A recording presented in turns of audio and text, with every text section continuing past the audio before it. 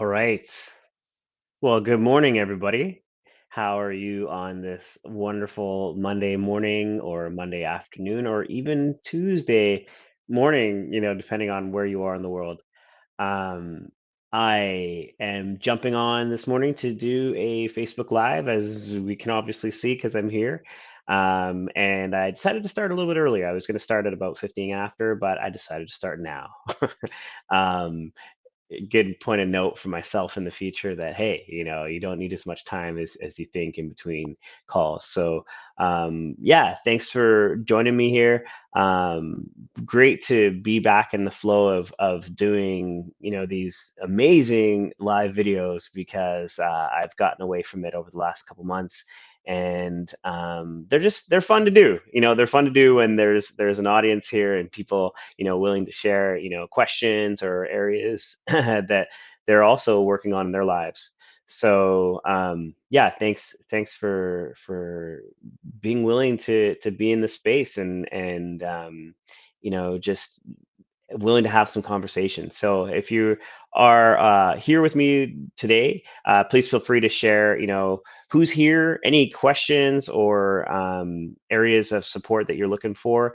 And yeah, I'd love to kind of make this as interactive as possible. So any questions or support that you need, put it in the comments. Just know that this is on all of it's in my Facebook group, but it's also on my public channels as well. So if there's certain information that you want to keep private, just make sure to put that in the comments as well, and I will be sure to come back to your topic. So lots going on. I mean, it's been, like I said, it's been a while since I've done one of these lives, so a lot of different things happening in life. I just actually came out of facilitating a men's group call within a men's group called the Dad's Edge Alliance. It's a great community of dads, and every Monday morning we get up at 5 a.m. and we get to have this awesome group call where we share wins, and then we jump into areas of discussion where people have questions or support, kind of like this, except for we're on a Zoom call. And it's just such a great experience. I know that the guys really love it because we are coming in on Monday morning at 5 a.m. and really creating an empowered week together. So I've really enjoyed that experience, and definitely want to create more of that in the future. In whatever capacity I can. If you are here live, make sure to put your name in the comments as well. If I'm running this on StreamYard, and so right now it shows me that somebody said hey, and it's got Facebook user, so I don't know who you are. But yeah, if you're here live, please share your name, and also, yeah, any questions or topics that you have for today. Yeah, what else has been going on? Yeah, just there's we've been busy. We've actually traveled a couple times in the last couple weeks. We had a family member pass away, so we had to go to out of town for that. We were back for a weekend, I think maybe 2 weekends, and then we went back out of town again. So that part of life has been busy. The coaching program that I was in with Accomplishment Coaching, I've officially graduated that program as well. It's been a full year experience of that, which was absolutely amazing. And we had a really cool graduation ceremony, which was done virtually in about the mid part of February. So it's been great to complete that program. I've gained so much from it, so much in terms of my abilities just to be with people and support people where they're at, and really just be staying flexible in the moment. That looking back on that experience, I'm really fond of it, and there's some really cool things that I'm up to this year as a result of it. There's an individual named Leon Vanderpool who he wrote a book called A Shift in Being, and it's a lot of the work that I've been doing around this ontological based coaching, where we look at the way of being, how a person is, and the qualities of the person within that they can use to really generate the world in front of them. So I'm going to be doing a coaching program with them with Leon Vanderpool's uh, company called Center for Transformational Coaching in March, which is 8 weeks, and it's really focused on building your presence and holding space, and really just, I would say, bringing more of that authenticity into coaching. So I'm really excited about that. That's one of the things that I'm working on this year coming up, and I think it's going to be a powerful experience as I continue this journey. So I'd love to hear what you're up to these days. We are 3 months into 2022. It would be great to hear what's going on for you as well, and some of the changes that you're going through, some of the experiences that maybe you've already had this year as well.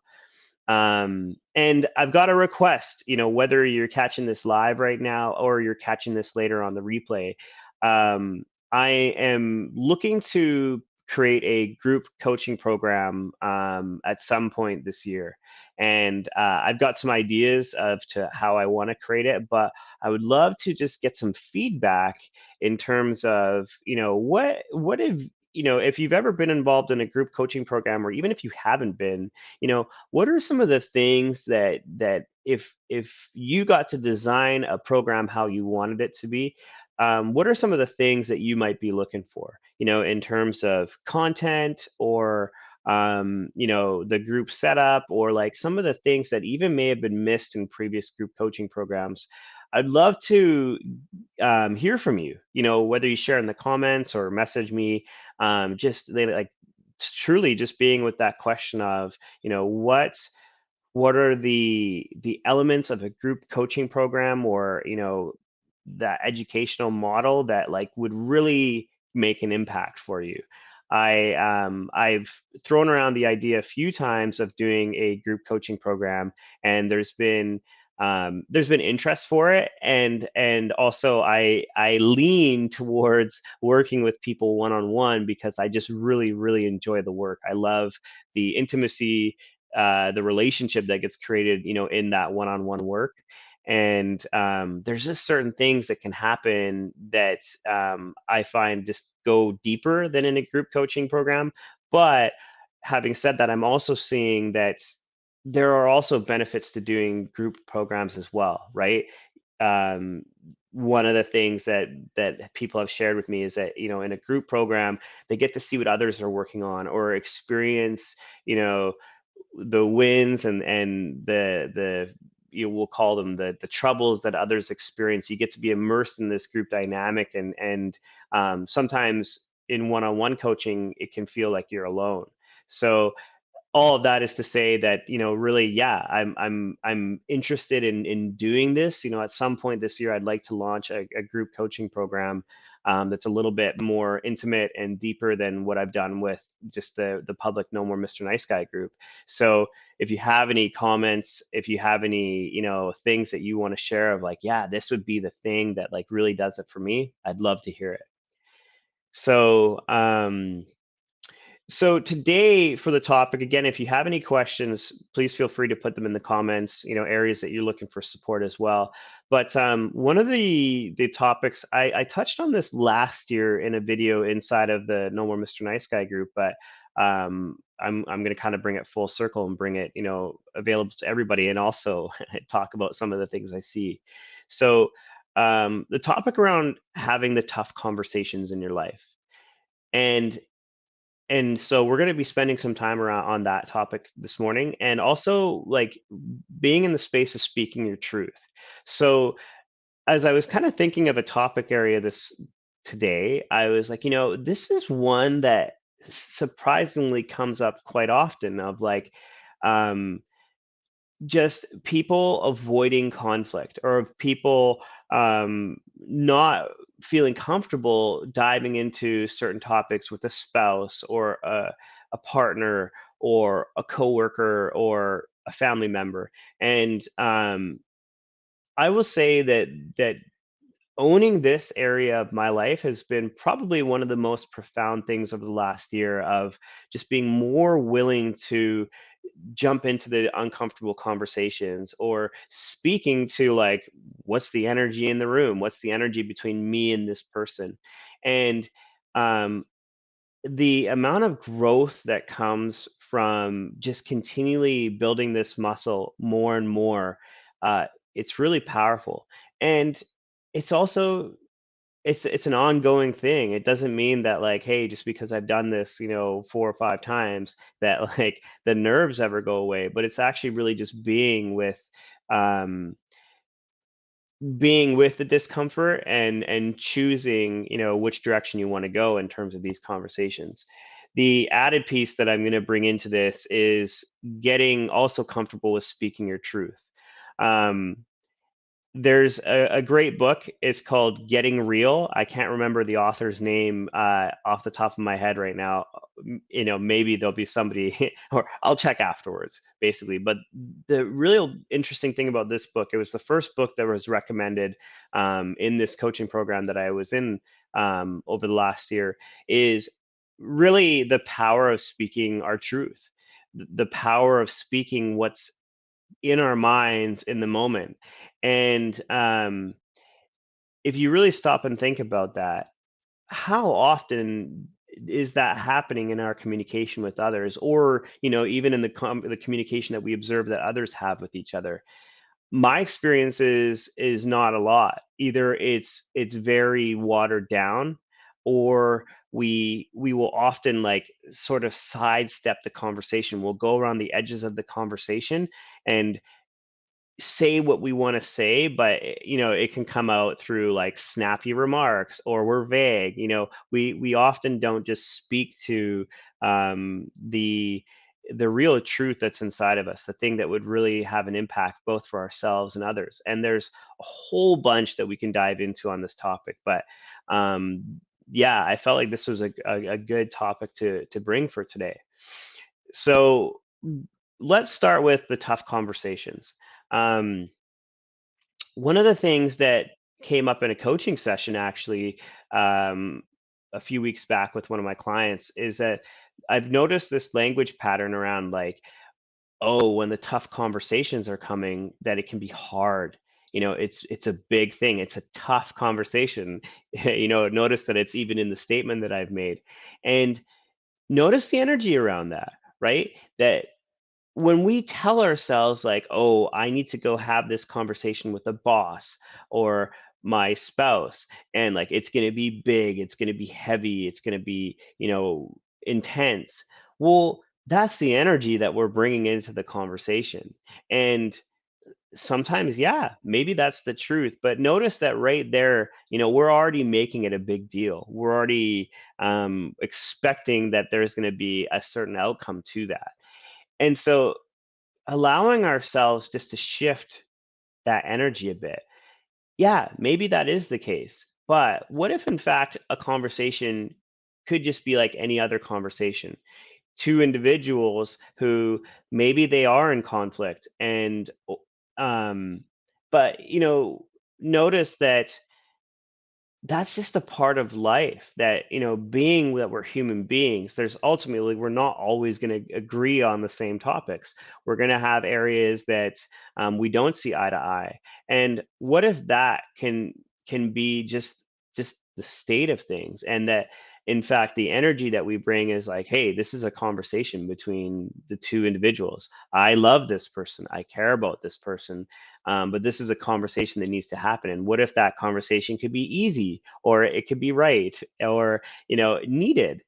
It's a different way of just bringing that energy a little bit different into how we approach these things.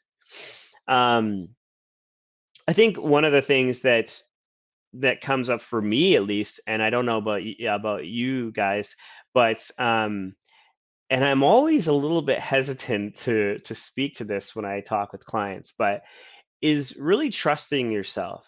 So my feeling to this is that oftentimes we want to share, our truth. We want to approach the conflict or the conversations in our lives, and we get scared. We get scared that we might hurt that person. We might come across poorly. We may escalate the situation more. And I think that oftentimes that's sort of a precursor to not doing anything at all or sugarcoating, what we're saying.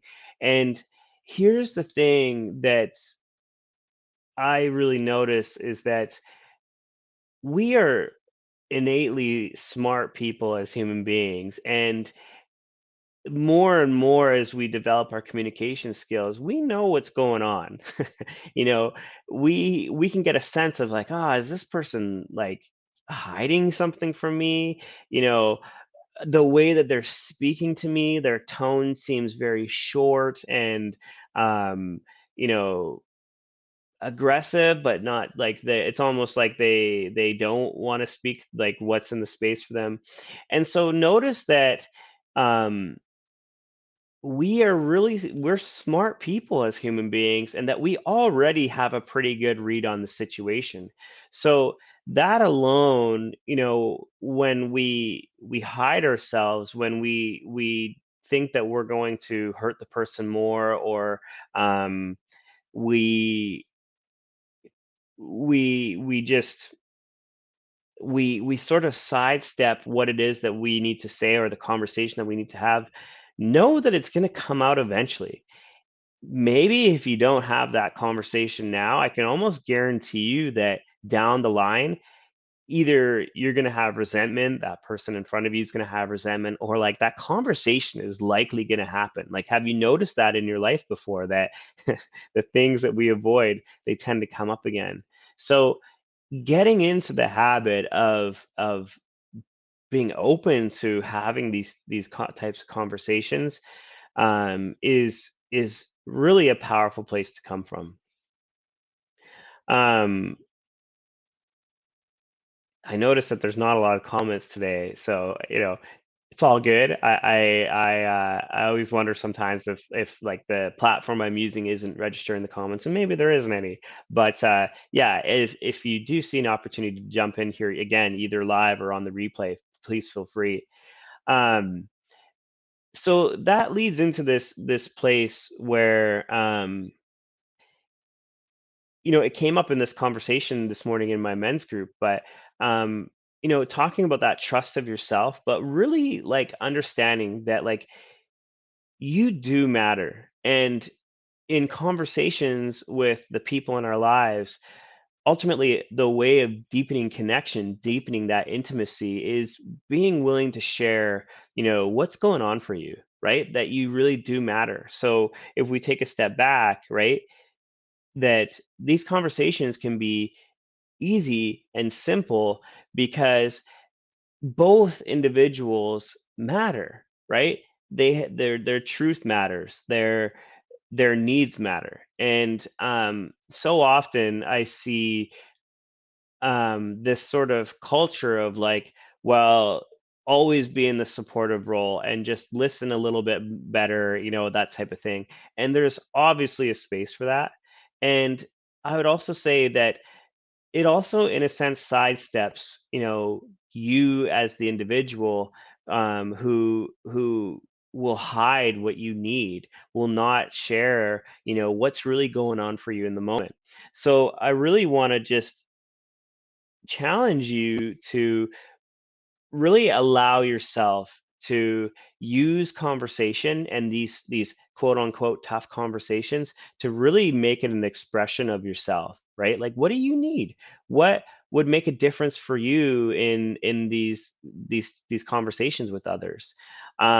Getting into this habit of looking at conversation with another human being, especially the people that are closest in our lives, as an outlet to get both of your needs met, to deepen the intimacy, to deepen the authenticity.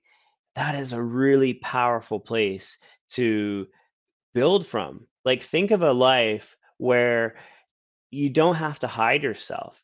the other person doesn't have to hide themselves, that there's this open space where both people um, can express what they need. That is a really powerful place. And the thing that I'll say to that, kind of back to my second point about trusting yourself and the message that you're bringing, is that this is not a right wrong thing. Sometimes it's a matter of practice, and it's also a matter of just allowing yourself to make mistakes. But I think too often um, we we are unwilling to go into this space because we're fearful of like the impact that we have on others. And here's what I'll say to that is that while you may have had experiences where you've hurt people or you've made people sad, you've made people angry, um, know that like that can happen. But I also really have a sense that you as an individual can figure out how to best communicate with people. And best is sort of a loose term. What I mean by that is that just like trusting yourself that like however the message needs to be delivered to the person in front of you, you'll find a way. Yeah, some people you need to be soft with, right? Some people you're going to have to, sort of massage what you're saying so that the message can be delivered and they understand. And other people you don't have to be. Some people you can be a little bit more rigid or rough in your communication. You can be a bit more direct. And ultimately, there's no perfect way of doing this. You've just got to practice and be willing to just have more and more of these conversations. So let me see if there's anything else I got on that. I'll just come back to this piece as I start to wind down for today about really just, look at the language that you're using when it comes to these conversations. If you're seeing conversations as tough, challenging, hard, conflict, that's going to make it so you're not going to want to have those conversations as much because there's a certain level of impact to it on ourselves. So shifting some of the language that you use. What if this is just a normal everyday conversation where two people are voicing what's going on in their lives and where their needs need to get met or where they're not being met? It's a different place of coming to it. Second place of really trusting yourself and trusting the message that you're delivering. Too often we get hung up on like, am I doing this right? What's the impact that this will have on this individual? The place that I would have you sit with is like if you could just have that trust in yourself a little bit more day by day, knowing that the however you deliver the message or who you're talking to, that like you've got this, you're able to do this. You've got all these abilities to be able to read the moment in front of you. And then the last place is really just understanding where you matter. Too often we get into the mode of always being in the support role, always helping others. And I really want to challenge you to utilize these tough conversations to actually get your needs met as well. Where are you not expressing what you need, want, desire, or your that even that ability to be heard in these conversations? Telling you that if you continually challenge yourself to step into these conversations that you've been unwilling to have, this is the outlet for creating a lot of authenticity and self-worth in life. The thing that I found is that this becomes sort of a beautiful place that you learn a lot about yourselves. You learn about what works, what doesn't work in communication. And what I found is that being willing to express, to being able to, first of all, listen to the person across from me more and more, but also being able to express my needs, maybe sometimes being unwilling to have certain conversations. It's such a powerful place, and it really connects us to the authenticity and just the real qualities of who we are. So let me know that any takeaways you have from this conversation. And yeah, I'm really interested to know how this lands for you if you've made it this far. So as I wind down for today, again, just coming back to that ask that I had, I am looking to create a group coaching program at some point this year. I've definitely got some ideas of what I want to do. and I've been facilitating a group program. But I'd love to hear, from the people that are connected to me, what would really make a difference for you in a group coaching program? What have you liked in the past? What topics did you like to explore? And what were some of the things that maybe didn't work as well for you? Or what are some of the things that like kind of, scare you about group coaching programs? So if you're open to it, please feel free to share in the comments as well. Okay. Hopefully you have a awesome week. If you manage to jump on this, thanks for taking the time to be here. It really means a lot. And look forward to catching you again on one of these lives real soon. Okay. Bye for now.